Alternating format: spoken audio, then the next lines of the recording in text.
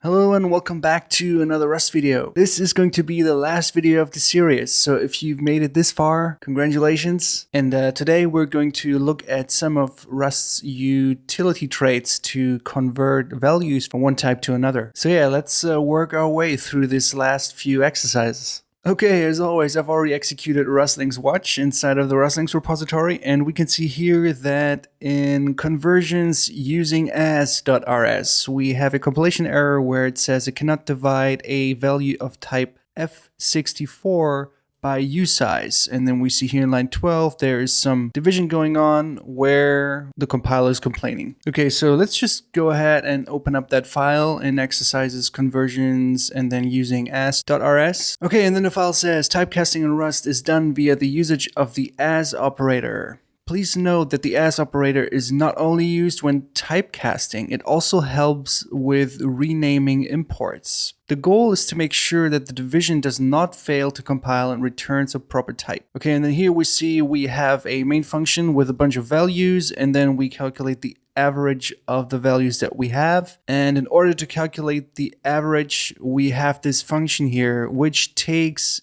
a slice of F64 values and returns an F64 value. And here we see that it iterates over all of these values and calculates the sum of all of them to then divide that value by the number of values that we have, which is essentially the formula to get the average of a bunch of values. Now, the issue here is that the total value is of type F64, while the length that we get here from the values.length function is going to be of type usize. So we have to tell the compiler that it's fine to divide by this particular value here. And in order to do that, we convert this value to an F64 value as well, so that both values are of the same type, which should then be fine to perform the division on.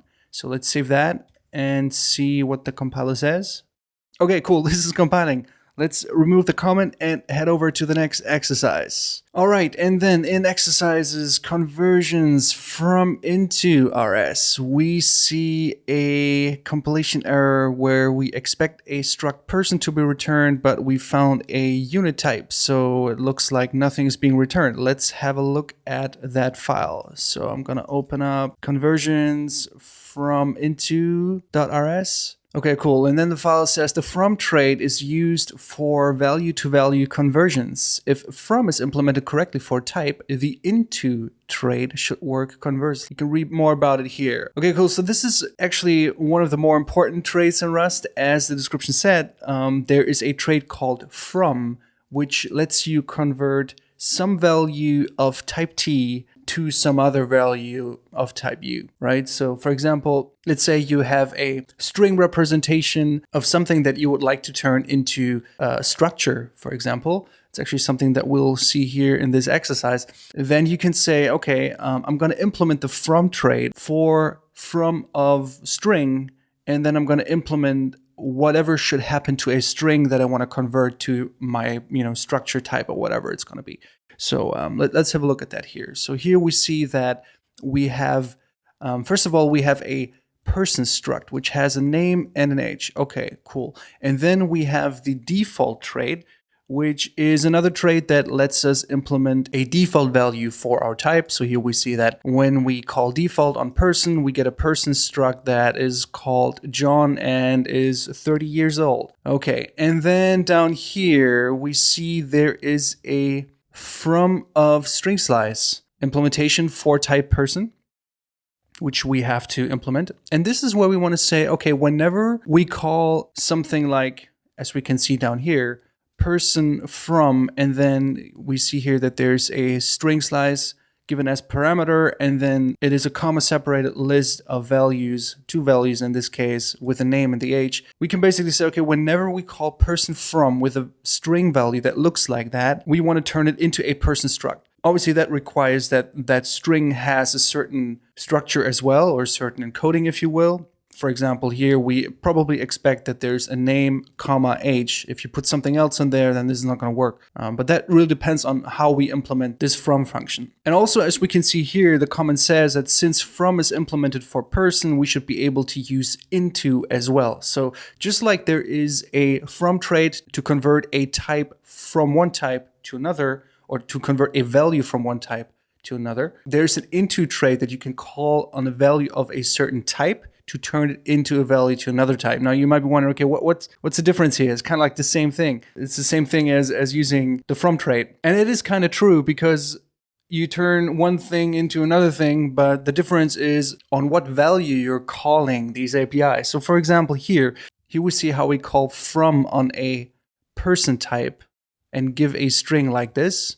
And here we have the string and we call into on it, given that we have a variable that should be of type person. So you see here the type annotation person on this variable, and by having a string and just calling into on it, we're basically telling the compiler, hey, look, we're getting a string here and we want to turn it into whatever type this variable has, which in this case is of type person. So these are very powerful utility traits. And what's really cool is as soon as you implement the from trait, you automatically get an into trait implementation as well. It's not the case the other way around. Anyway, so let's go ahead and implement this thing. So there's a bunch of steps described here. It says that if the length of the private string is 0, then return the default person. So let's just go ahead and do that. So here we have our s, which is our string. So we check if s.len equals 0. And if that's the case, then what we want to do is we want to return person default. Okay, and then it says split the given string on the commas present in it. Okay, cool. So we can say something like, let's say we have a variable parts,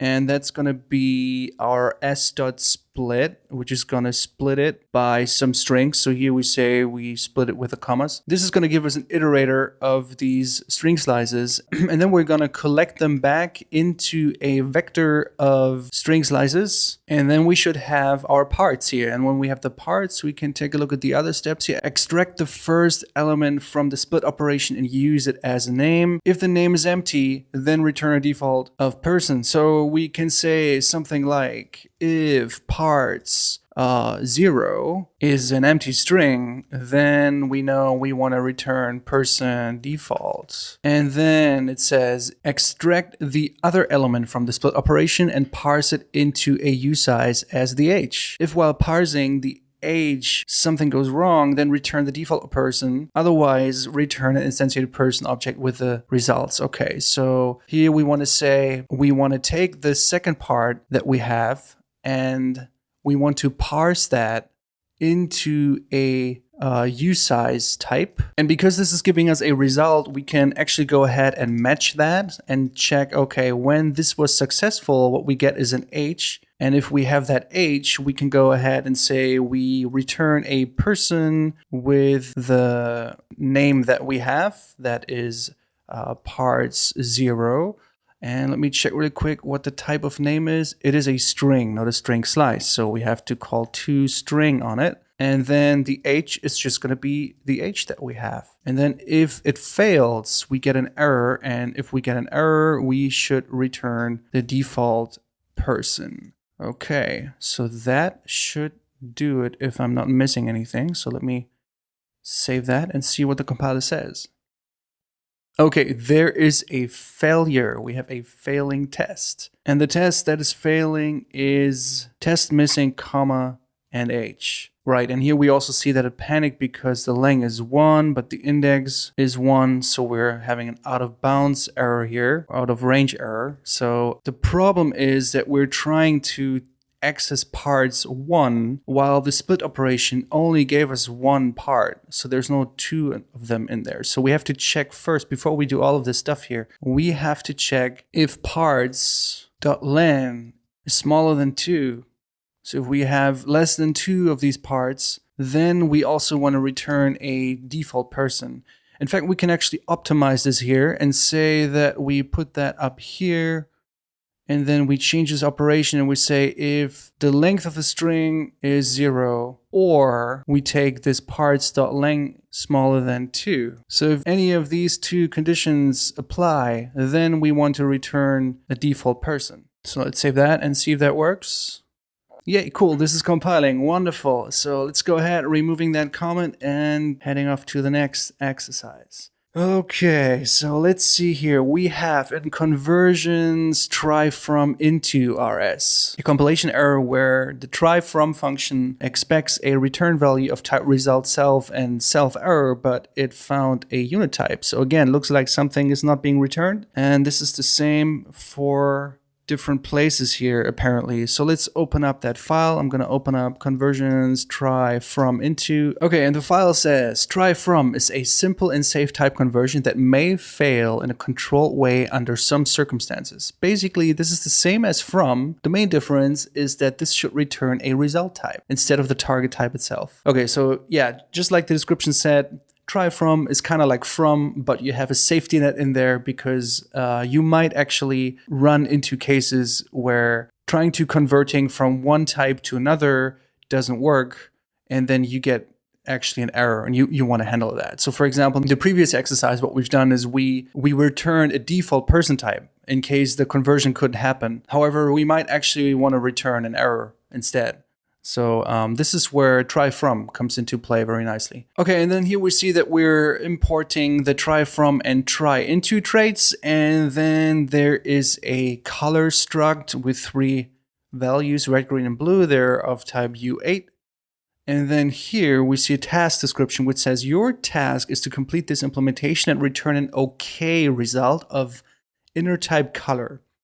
You need to create an implementation for a tuple of 3 integers, an array of 3 integers, and a slice of integers. Note that the implementation of tuple and array will be checked at compile time, but the slice implementation needs to check the slice length. Also, note that correct RGB color values must be integers in the range between 0 and 256. Okay, and then we see a bunch of try from implementations here that need to be filled out. We have one for tuple, we have another one for an array. As we can see here, this is an array with 3 values of type I16.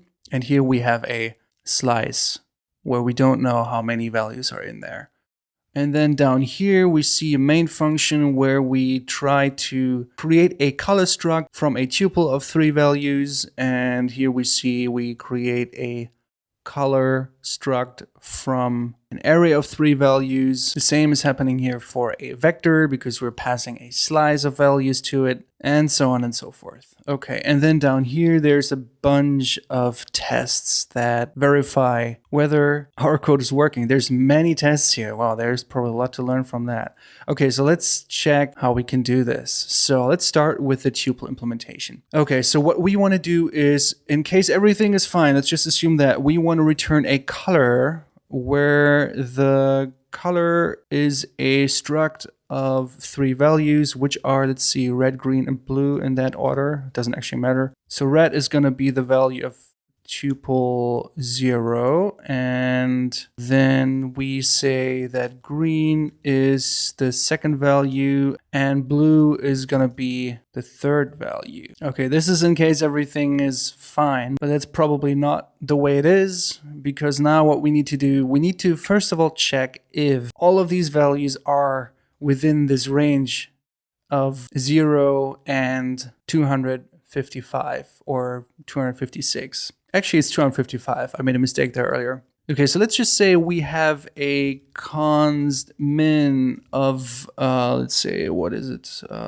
Type I16, and that is the value 0. And then we have a const max of I16 as well, which is 255. Okay, now what we can do is we can say if tuple 0 is smaller than the min value, or if the tuple 0 value is bigger than the maximum value, then we know we want to return an error of something like color value is out of range, expected 0 ... equals 255, but got, and then put a placeholder in here, and then we give it the value of tuple.0. Now the error that we're emitting, however, has to be a string, and actually, obviously this is not going to work. We can't just give it two values here. We have to put that into a format macro like this, and then we also get our string type. And because we want to do that same thing for three values, we actually can take this string error and put that here. So let's say we have an error of type string, and that is this part here of the message. So I'm going to take all of that and I'm going to put that here, put that in double quotes. Okay, and then when we have that, we can say we formatted just with two placeholders, and the first value is the error and the second one is the tuple 0. And then we can do the same thing for tuple 1, and we do the same for tuple 2. Down here. And then we still have an issue here that these tuple values are of type I16, but we want to, because that's what the type of these three values of the color struct is. So here's where we can just use the as syntax again. So we can say tuple 0 as U8, and then we do the same here as U8 and here as well. Because at this point we know that these values are in the correct range, so we can safely convert them and satisfy the compiler. Let's just see if this is fine. So I'm going to save that and see what the compiler says. Scroll up a little bit here. Yeah, this looks right. So the first errors that we're seeing now are the error ones. So that seems to have worked. Okay, cool. So let's go back here and see what we can do for this other implementation. So here we have an array of three values. Now, same thing. We need to check whether the values are in the range. So maybe we can just take this condition here. And because it's an array, we can actually iterate over that. We can say, okay, for every value that we have in our array, we're passing a reference here to preserve ownership. Then we want to check if that value that we're iterating over is smaller than the min value or bigger than the max value. And then the same thing applies here. We want to return an error. So I'm just going to copy that and put that here and say that I'm going to pass down the value. Okay, once that is done, you can actually again go ahead and just take this struct here that is wrapped into an OK type and say that this is instead array 0, and here we have array 1, and down here we have array 2. Okay, and that should do it. Let me save that and see what the compiler says. Oh, right, okay. Now the compiler is complaining that we're trying to compare a value of type ref I16 and another value of type I16. So we have to make sure that we borrow these values here now as well. I'm going to do that. Try again. Okay, cool. And now we only have the slice version that we need to fix. So let's go down here and see how we can do that. So again, very similar. We can iterate over a slice of values, but here we don't know how many values we have. We first need to make sure that we have 3 of them.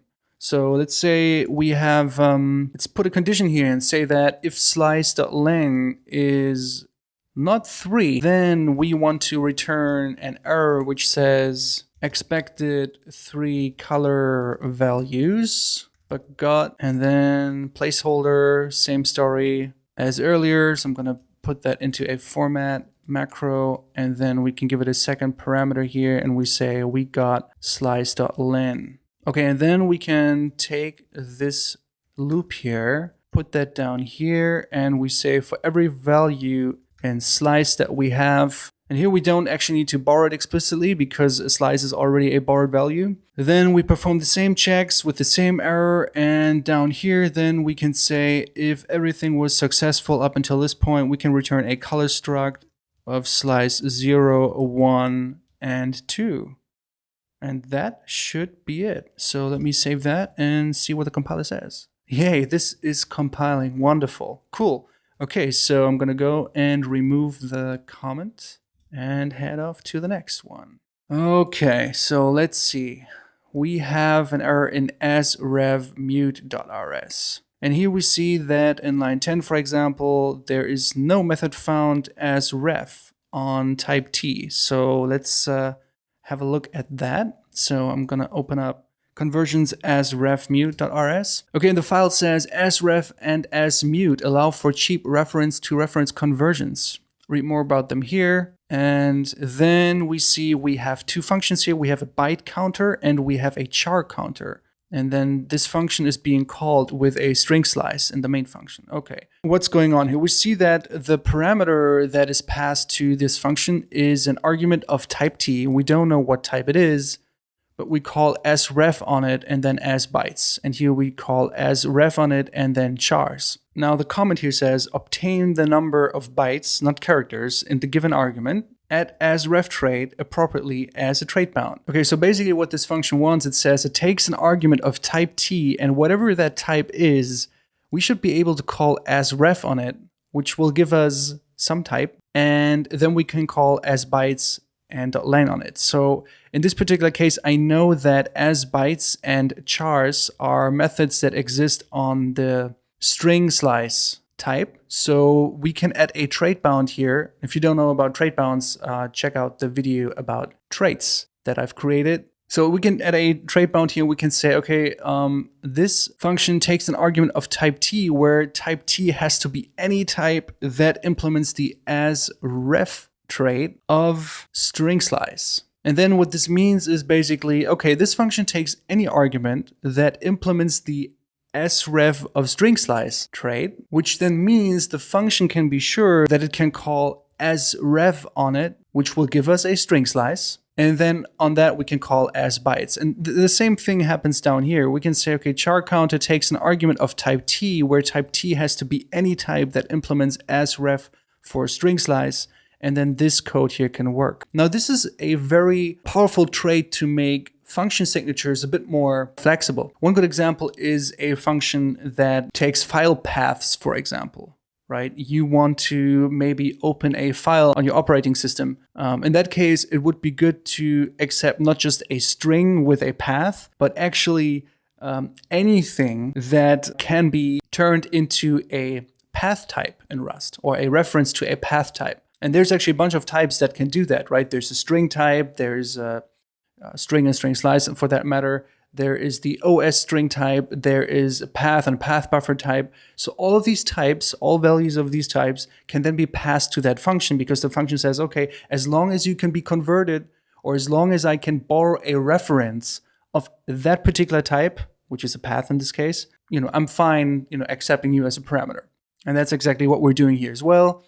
As long as whatever type is passed down here can be borrowed as a string slice, this works fine. And that should be it. So let me save that and check the compiler. Yep, this is compiling. Okay, cool. So removing the comment, moving on to the next one. Okay, and then we have a compilation error in from string rs. And it seems to be very similar to what we've seen before. So let me just open up the file and see what's going on here. So from string. Okay, so the file says this does practically the same thing that try from string slice does. Additionally, upon implementing from string, you can use the parse method on strings to generate an object of the implementer type. Okay, so what this is saying is, in this exercise, we're dealing with a new trait called fromString, which is essentially the same as try from of string slice. Apart from one difference, you actually get another nice feature when you implement fromString, which is you can call parse on it. So see, for example, down here, we can see we have a string mark, 20, and then we parse that into a person type. Right, so far we've only parsed strings into usize or similar values, but now we can actually let parse work on our own custom types, because it will know how to parse something like a string into a person in this particular case, for example. So how can we make this work? So here we see, again, we have our struct person, name and age, same thing as before, and then we see we have our implementation block for fromString for person with this method signature here. And then if I see the steps here, it looks very similar. If the length of the provided string is 0, return error, split it by commas, and then extract the first element, check if the name is empty, and so on and so forth. So let's just take the one from the earlier exercise here. And I'm just going to take this whole thing. gonna copy it over, and then we just adjust it as we need it. So we check if the length is 0, and if that's the case, then we will return an error. So I'm just gonna do that here. Instead of giving a person default, I'm gonna say error, and then couldn't convert from invalid string to string. Actually, it doesn't really matter what the error message is saying in this case, I think. Okay, and then we check, right, so extract the first parameter or the first value of the split operation and check if the name is empty, and if that's the case, return error. So same here. Instead of returning a default person, we say we return an error and say something like name can't be empty, and we convert that to a string, of course. And then it says here, extract the other element of the split operation and parse into usize. Okay. And if that fails, then return error. Otherwise, return our person object. So here we can say, okay, if this was successful, then we emit an okay value of person with our name and age. And if it has failed, then we emit another error where we say couldn't parse the age to string. Okay, and I think that should be it. Let me save that and see what the compiler says. Ha! This is working. Cool. First try. Wonderful. Okay, so let's remove that comment and see what else happens. We made it to the finish line. The finish line. Why is that? Huh? Okay. Well, we made it. This was the last exercise of the Rustlings tutorial. If you code along with me, that's great. I hope you took some lessons with you and you're ready to build your own little Rust projects from now on. Yeah, make sure to keep an eye on my channel. I'm going to publish more Rust videos in the future. I just have to think about a new topic now. All right, anyways, have a good one, and thanks for joining me here.